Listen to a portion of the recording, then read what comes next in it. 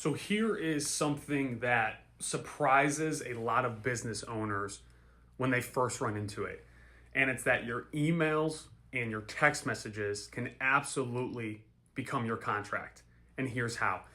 A lot of people think a contract only exists if there's a formal document, meaning signatures, maybe there's a PDF attached, and that's not how the law works. That's not how the law views contracts. So legally, a contract is just an agreement plus intent plus basic terms. So if we have offer, acceptance, and consideration, we have a contract. And I see this all the time in disputes. We have two businesses, they go back and forth over email. They agree on price, they agree on scope, and they agree on timeline. And then someone says, sounds good, let's do it. And they just send an email and the work starts, the money changes hands, and then inevitably something goes wrong. And one side says, there was never a contract. Courts are not going to buy that. Courts are not going to give you that kind of leverage when it comes to contracting businesses out.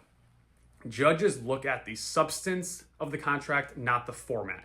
If the essential terms are there and both sides acted like a deal existed, that email chain can 100% be enforceable as a contract. And this is where people get burned and they get buried. They negotiate casually in writing, thinking they're just talking. But legally, how the courts view it, they're locking themselves into obligations without realizing it. And then on the flip side, I've also seen businesses lose leverage because they assume something was binding when key terms were never clearly agreed on or defined. And so from a legal perspective, this is what it comes down to. And it's just being intentional. Be intentional with what you're doing. If you're still negotiating, say that. If it's subject to a formal contract and you need it in clear term writing, say that. If you don't want to be bound yet, put that in writing, write that out.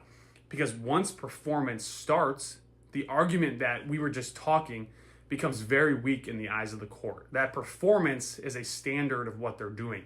And so business law isn't trying to trap people. That's not the goal. It's trying to reflect reality. And reality today is that most deals start in inboxes and text threads.